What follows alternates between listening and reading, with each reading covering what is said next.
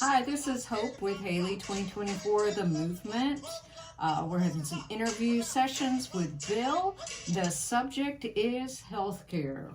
So healthcare is greatly controlled by the government right now in many different aspects. They control it through healthcare regulations. They control it through education and education, who's authorized to run nursing schools and doctor schools and a lot of other schools.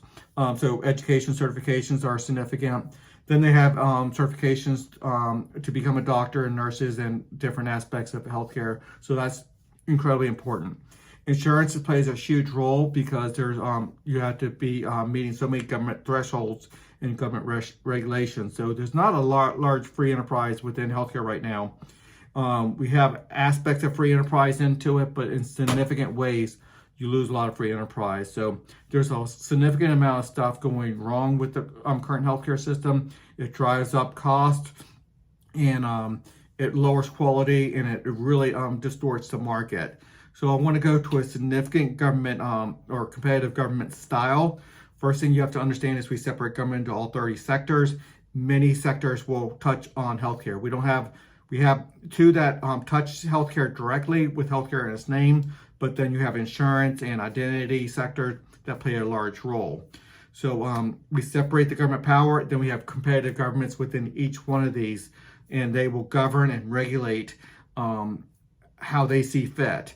Very little will be done on, we'll be restraining them, but there will be some where the standards get so low that there's a rating floor, and the standards can't get so low to create negative externalities, and you're just having actual highly untrained and hacks out there that are doing a lot of damage. We don't want that. I don't think a lot of people will pick those people to be their healthcare providers in the first place, so that's not going to be a huge concern. But there will be a threshold where you can't go below a certain standards. But we want to open it up to a lot more people and a lot more regulations than we currently have right now. So let's do more of the question and answers, and then we'll get into the aspects of it.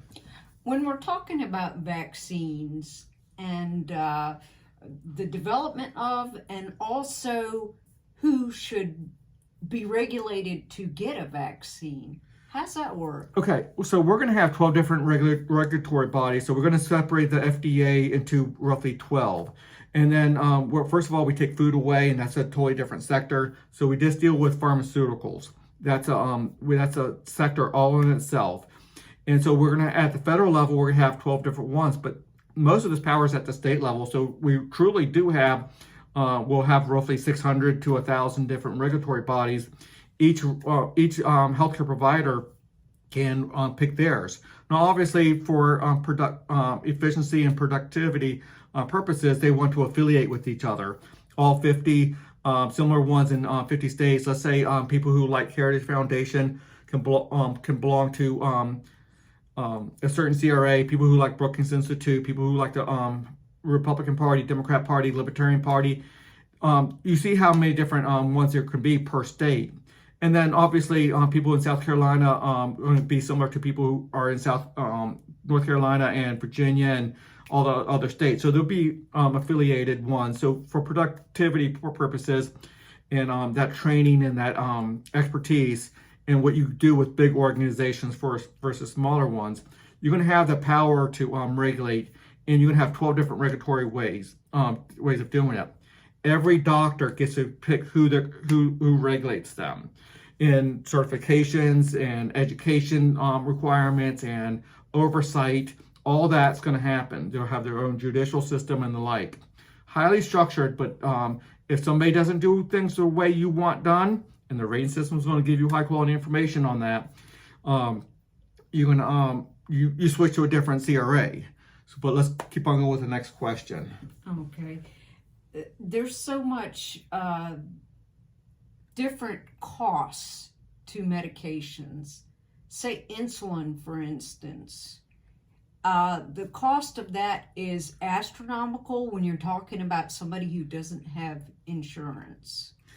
Okay, that just reminded me, I didn't fully answer that last one. The vaccine. I just talked about the FDA. So you have different regulatory bodies dealing with the vaccine. Same thing with insulin and the like. Yes, there will be intellectual property through this.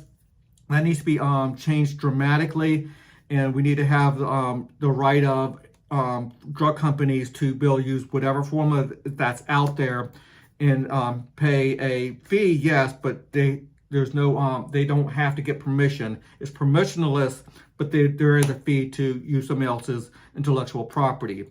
So there is ways to do intellectual property a lot better than we're currently doing, because it's inhibiting advancements in many ways. But then there will be ways to do that. Now, insulin is something that's been around for a long time, so that patent should be gone. But there's a lot of problems with our current patent system where they make minor adjustments and then they get a new patent, and that's the only one that's authorized. And that's one of the big reasons why there's problems. Now, I'm not here to talk about any particular problem. The structure is going to allow competitive governments within this. But the patent law is going to have to be across the board. But every sector is going to have their own patent law. So you're going to have different patent laws, trademark laws and stuff, intellectual property laws, dealing with their sectors specifically. The rating system is going to give a lot of good information. Now the cost, that's a totally different thing. We're in the free enterprise system. They can do what they want. But right now, the reason the cost is so high in so many aspects is because we have a monopolized federal government, a monopolized FDA that are the people in the FDA getting paid royalties by these drug companies, creating in my opinion, a system without as much integrity as they can. When you have competitive governments, they get to do what they want to do. They see corruption over here. People don't have to go over there. They can see that corruption and they can go to another system. So people can create insulin at a reasonable cost because it is an older drug. They might not get the newest drug. Again, there's a lot of aspects to that. So I'm not going to talk about how it's going to deal with one. This is the full structure of the system. And intellectual property is going to be significant, but that's going to be controlled by the sector board, which is representatives of all the people for that, because then all the it's governed through and the bureaucracy through the competitive government. So there's a lot of aspects to look at. It's hard to explain all this in this quick video, but let's go to the next question. Okay. What about standardizations for training and certification for the medical personnel? The standardization is going to be not a lot of standardization. There's going to have to possibly be standardizations on certain terms. The sector board might say, just like the rating system I said in a previous video, they might have a structure where they set up a structure about how you have to talk about it. You don't want different terms dealing with what a doctor is. So they might force a certain standardization on terms and the like, standards of measurements and different things. But the competitive government's going to be very independent on how they want to regulate and what their standards are to be a doctor. The rating agency is going to look at all the different standards and say, you want to stay away from them. They're rated at a 62. It's kind of a low rating. This one over here is at 80. A lot of people, they might want a 90, but that's for the people who are super well trained. That cost is going to be way up there. Most people are going to be in that 70, 75, 80 range. But when you get down to 55, 60, not good at all. People are not going to want to go there. 50 and below, you're probably not going to be authorized to go. That standard's too low to begin with. That's causing too many negative externalities, but I doubt many people will be below that. So there's going to be a cost to not having that high standard, not having good standards, and that cost is going to be in the marketplace. So if you don't have that good standard, you're not going to be able to charge too much because nobody's going to want to come to you in the first place. One last question. Another question that's in the minds of a lot of people today: what happens with a pandemic when a pandemic hits? Okay, to do anything where government's requiring any individual to do anything, it's going to take a 70% vote, and it has to go through a judicial system that they're going to have to make the case that it is a significant negative externality for somebody to be locked down or be restricted in any way. We have our liberties, we have our civil liberties, and your competitive governments, your identity sectors, competitive governments, or other competitive governments going to have your back. They're going to represent you. You're their client. You're their member. They have to represent you. They're going to have the ability to say and take to court anybody who wants to do this and say you have to get the justification to do it, and you have to get 70% vote, representatives of 70% of the people.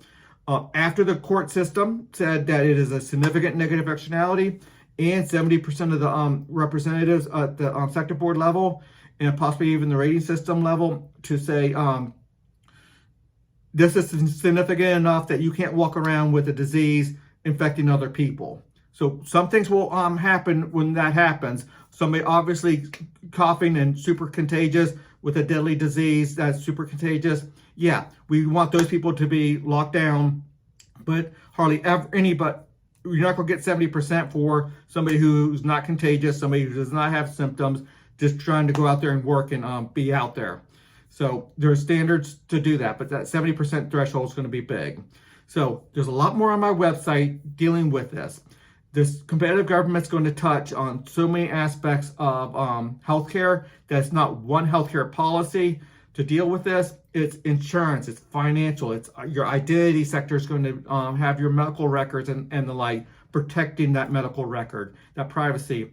Your healthcare is going to be separated between the healthcare, the doctors and the like, versus the medicine, the pharmaceutical.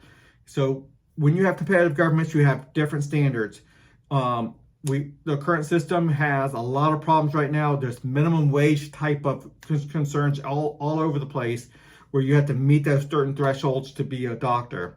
Some people could go through an intensive 1 year for one aspect of something in medical care right now, and they're not allowed to actually operate. They have to get that MD to operate in certain aspects. Where could we do things differently? Could we do a lot more virtual visits? Could we do people who are trained specifically, intensely in one little aspect, and they get to have some control in that one little aspect, scope of service, if you will, scope of expertise, if you will. So can we do that without having that overall MD or overall RN or overall whatever, to give more people a greater supply quickly? A lot more to look at, and until the next video.